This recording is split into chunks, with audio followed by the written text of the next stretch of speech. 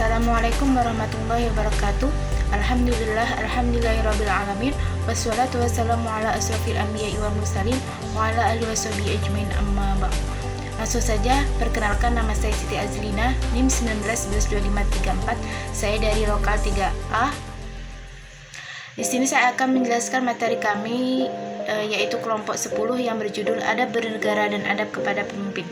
Yang pertama yaitu adab bernegara. Negara merupakan suatu wadah tempat berlindung para bangsa. Kita sebagai seorang muslim itu memikul tanggung jawab untuk memelihara dan menjaga agar sebuah negara bisa melindungi warga negaranya. Dalam kaitannya dengan akhlak, seorang muslim terhadap negara haruslah dilihat pada posisi yang mana seorang muslim itu berada. Dalam masalah kenegaraan, setiap warga hanya memiliki salah satu dari dua posisi, yakni menjadi pemimpin atau menjadi warga negara atau menjadi warga. Dengan memahami posisi tersebut, seharusnya setiap muslim bisa menentukan bagaimana dia bersikap dan berakhlak. Yang poin A, akhlak seorang pemimpin. Untuk bisa mewujudkan masyarakat dan bangsa yang berakhlak mulia dengan peradaban tinggi, diperlukan pemimpin yang berakhlak mulia juga. Adapun keharusan sifat seorang pemimpin yaitu yang pertama tawadu, yang kedua menjalin kerjasama, yang ketiga mengharap kritik dan saran, yang keempat berkata dan berbuat yang benar, yang kelima mematuhi hak-hak rakyat, yang keenam memberantas kezaliman, dan yang ketujuh menunjukkan ketaatan kepada Allah Subhanahu wa Ta'ala. Yang poin B adalah akhlak sebagai warga negara. Akhlak dalam berbangsa perlu disadari oleh kita agar kita dapat menjadi sensitif terhadap persoalan-persoalan yang terjadi pada bangsa dan negara kita. Hal itu memicu didorong akan kekhawatiran bobroknya generasi kita apabila tidak dibekali dengan pengetahuan yang cukup untuk menjalani kehidupan ke depannya.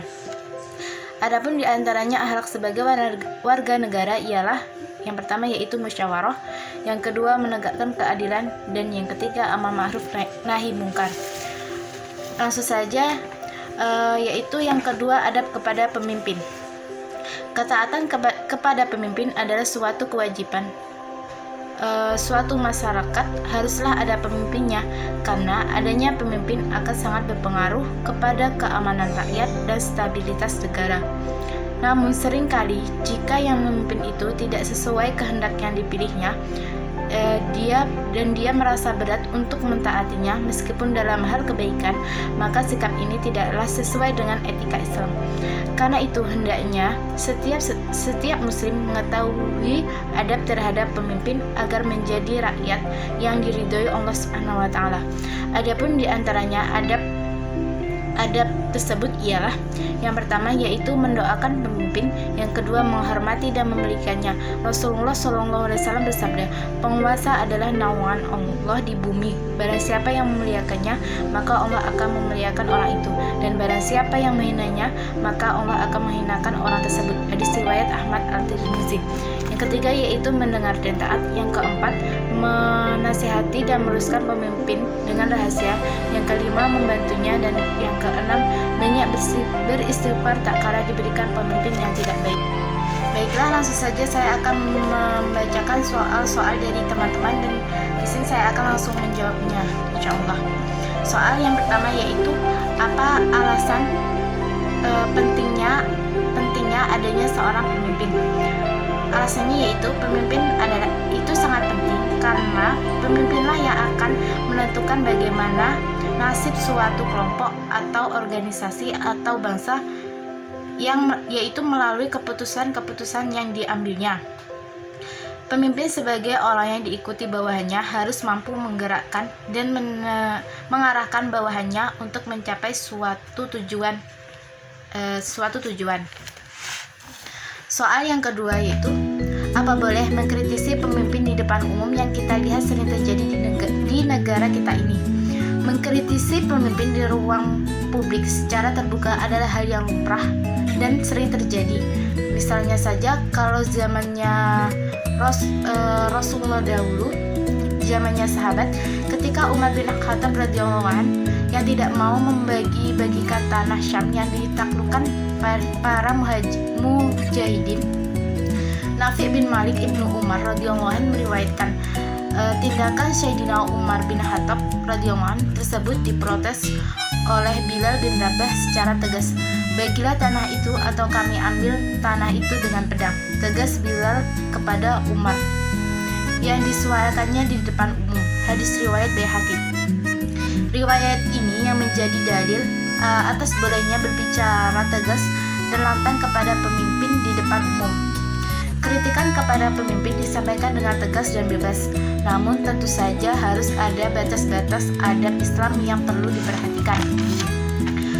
Soal yang ketiga, adakah dalil yang menyebutkan tentang adab kepada pemimpin?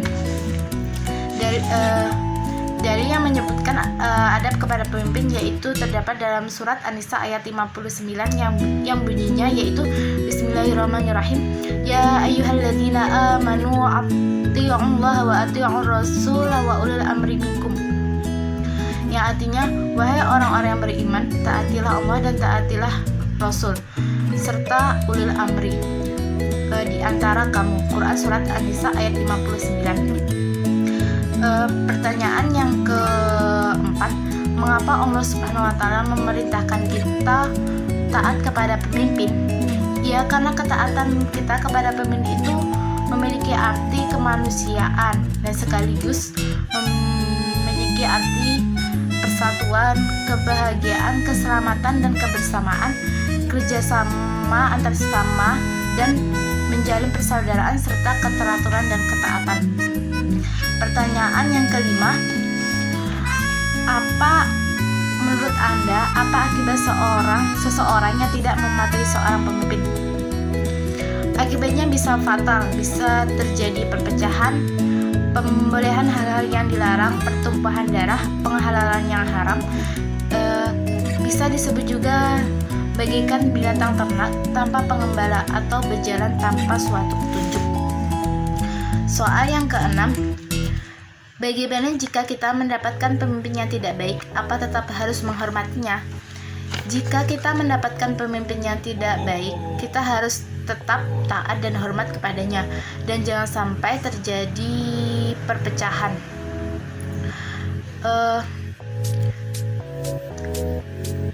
Yang wajib dan terbaik adalah mendengarkan dan mentaati pemimpin, namun bukan berarti tidak ada amal ma'ruf nahi mungkar. Hal itu harus tetap ada dan harus dilaksanakan menurut kaidah yang telah ditetapkan oleh syariat. Soal yang ke-7, apa yang harus kita lakukan agar tercipta warga negara yang hidup rukun? Yang pertama yang harus kita lakukan yaitu saling menghormati. Yang kedua, selalu berkata jujur. Yang ketiga, jangan saling mengejek. Yang keempat, saling mengasihi. Yang kelima, tidak berburuk sangka kepada yang lain. Yang keenam, saling membantu. Dan yang ketujuh, bersikap baik terhadap sesama.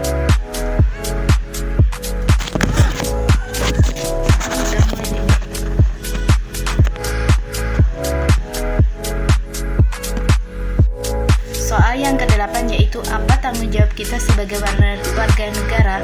Tanggung jawab kita sebagai warga negara ialah yang pertama yaitu menjaga nama baik negara. Yang kedua, mengharumkan nama negara dengan mencapai kecemerlangan peringkat antar bangsa. Yang ketiga, tidak memburukkan nama negara. Cinta kepada negara, memelihara keamanan dan berbakti kepada negara. Pertanyaan ke-9, apa saja faedah melaksanakan tanggung jawab sebagai warga negara? Faedahnya yaitu yang pertama, negara akan maju. Yang kedua, nama negara akan harum di mata dunia. Yang ketiga, negara selamat dari ancaman musuh. Dan yang keempat, terciptanya suatu negara yang damai, rukun, serta sejahtera. Pertanyaan ke-10, apa sih kriteria pemimpin yang pantas untuk dipilih? Kriteria pemimpin yang pantas untuk dipilih yaitu yang pertama, beriman kepada Allah Subhanahu wa taala, yang kedua, mendirikan sholat, yang ketiga, membayar zakat, dan yang keempat, selalu tunduk dan patuh kepada Allah Subhanahu wa taala. Kemudian yaitu pertanyaan ke-11, seberapa penting etika dalam kepemimpinan? Yaitu seorang yang bijak tahu bahwa kekuasaan dan kekuatan tidak akan berjalan sempurna tanpa panduan etika kepemimpinan. Pemimpin yang beretika akan menetapkan standar kejujuran kepada bawahannya, supaya antara pemimpin dan bawahan bisa saling terbuka tanpa ada yang ditutupi, dan juga tugas seorang pemimpin selalu memberikan contoh yang baik kepada bawahannya. Pertanyaan ke-12, apa hukum politik uang saat pemilu atau sogokan? Dalam ajaran Islam, politik uang atau riswah hukumnya haram dan sangat dibenci Allah Subhanahu wa taala. Larangan riswah disebutkan dengan jelas dalam hadis, yaitu Bismillahirrahmanirrahim. An ibni Abi Zibni anil Harith ibni Abdurrahman an Abi Salamah an Abdullah ibni Amri qala la'ana Rasulullah sallallahu alaihi wasallam ar-rashi wal murshi. Dari Ibnu Abi Zib, dari Al-Harith bin Abdurrahman, dari Salamah, dari Abdullah ibni Amr, ia berkata, Rasulullah SAW melaknat orang yang menyuap dan orang yang disuap. Sekian materi kami. Jika ada salah kata, saya mohon maaf yang sebesar-besarnya. Saya akhiri. Wabillahi taufiq wal hidayah.